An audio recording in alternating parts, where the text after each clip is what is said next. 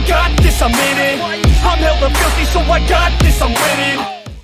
Hey! Salut à toi, j'espère que tu vas bien, que tu es en forme olympique. Aujourd'hui, une nouvelle vidéo, on va parler d'un sujet assez spécial, Instagram et les réseaux sociaux en général. Personnellement, je suis sur l'appli depuis plus de 2 ans et il y a pas mal de choses qui m'énervent. Avant d'aller plus loin, je tiens à m'excuser pour ce titre très provocateur, mais aussi à préciser que je ne vais pas faire le rageux pendant toute la vidéo. Je vais plutôt t'aider à trier les conseils que tu peux trouver sur l'appli. L'une des principales raisons qui m'ont poussé à faire cette vidéo, ce sont les comptes d'influenceurs et influenceuses fitness. Ces personnes démontrent les mouvements et donnent des conseils sur la musculation en général. Jusque là, il n'y a pas de problème.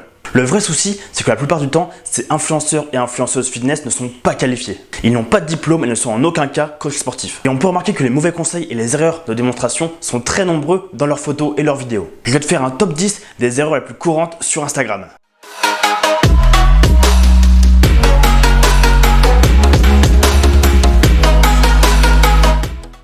Nombreuses sont les influenceuses fitness qui préconisent d'enrouler le bassin en position haute pour avoir une meilleure contraction des fessiers. Quand on est en position haute, ce ne sont pas les muscles, ni les fessiers, ni autres qui maintiennent la position, ce sont les articulations. Non seulement enrouler le bassin ne va pas améliorer le travail des fessiers, mais en plus, ça risque de te faire mal au dos. Ça va compresser les disques intervertébraux inutilement, surtout avec une barre sur le dos.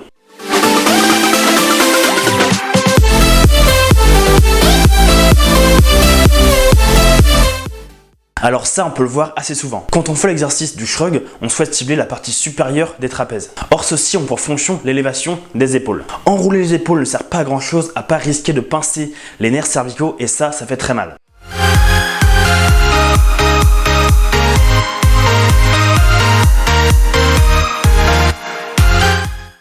Alors je suis d'accord qu'il est intéressant de cambrer le dos au développé couché pour bien solliciter ses pectoraux. Mais il y a des limites. On peut voir des pratiquants qui cambrent tellement leur dos qu'ils ont 10 cm d'amplitude à réaliser. En plus d'être ridicule, c'est très dangereux.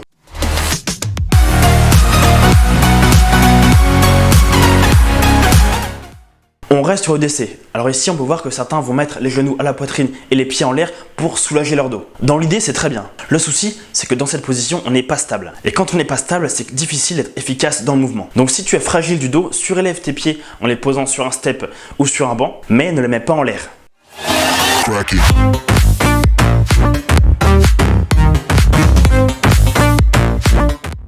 On voit des mouvements avec des épaules totalement fixes sur les mouvements de tirage.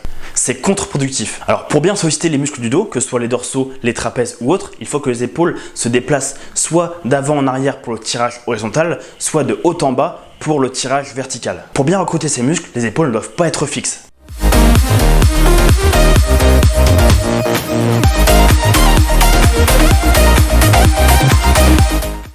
On entend souvent que pour bien faire la planche, il faut avoir le dos parfaitement droit. C'est pas une bonne idée. La fonction des abdos, c'est de rapprocher le sternum du pubis. Pendant ton gainage, il faut donc que tu enroules légèrement la colonne et que tu serres les fessiers au maximum. Ensuite, rentre le ventre maximum et respire bien.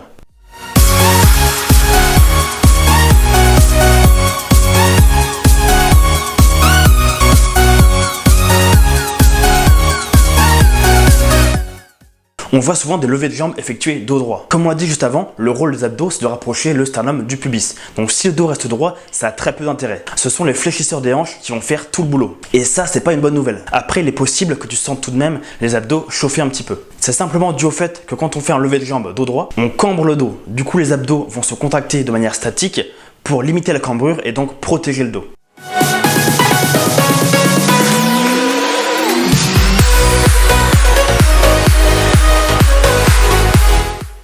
Alors ici, on peut vraiment parler de carnage. On voit parfois des flexions latérales réalisées avec un haltère dans chaque main. Or ici, le but c'est de travailler les obliques. Par exemple, les obliques du côté droit vont se contracter pour pencher le buste de ce côté. La résistance devra donc être placée dans la main gauche. Si on a un haltère en chaque main, ça reviendrait à ne pas avoir de résistance du tout.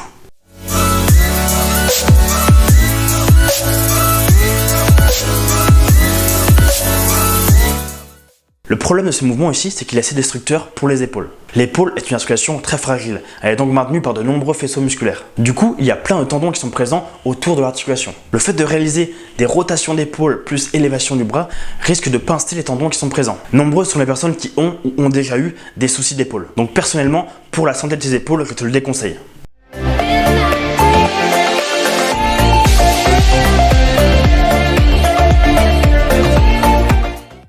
Déjà, l'appareil n'a pas du tout été conçu pour ça. Souvent, les personnes qui réalisent ce mouvement le justifient par le fait de mieux travailler leurs fessiers. Quand on écarte les jambes, on sollicite les moyens fessiers. Quand on fait un squat, on sollicite les grands et les petits fessiers. Cet exercice a donc très peu intérêt. Soit on travaille l'abduction des cuisses, soit l'extension de bassin. On ne peut pas tout faire en même temps.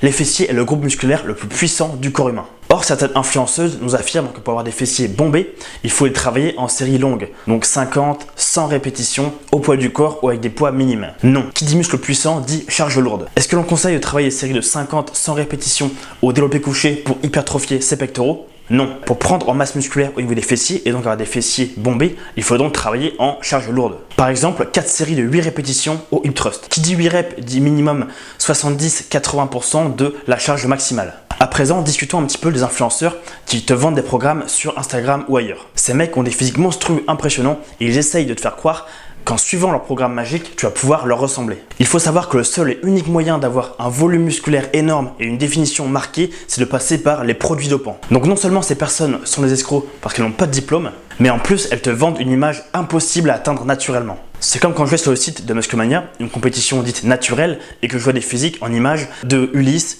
de Simon Panda. Les gars, qu'est-ce que vous faites là? Le dernier souci sur Instagram, c'est qu'on est tellement habitué à voir des personnes qui prennent des produits dopants, et on va pas se cacher, il y en a beaucoup, que lorsqu'on voit un physique naturel, il peut nous paraître ridicule, alors que c'est celui-là qui est exceptionnel. Il a été forgé avec les principes de base, entraînement, diète, récupération. C'est ce que j'appelle mériter son physique. Alors petite anecdote, j'ai parfois eu des remarques sur mon physique. Il m'est arrivé d'entendre ces critiques. Ah, tu fais 12 heures de muscu par semaine et on voit pas tes abdos? Alors effectivement non, en fin de prise de masse, mes abdos on les voit presque pas. Pourquoi? Parce qu'en prise de masse on est un petit peu gras. Pour prendre du muscle, il est intéressant de varier les phases de prise de masse musculaire où on est un peu gras et les phases de sèche. On va se débarrasser de cette masse grasse pour conserver la masse musculaire acquise. Évidemment, ceux qui prennent des produits dopants n'ont pas ce problème et ils sont secs toute l'année. C'est une fausse image qui, selon moi, dégrade notre sport. Quand on débute la musculation, il est parfois difficile de faire la part des choses. On ne sait pas qui croire, qui est dopé, à qui confier notre progression.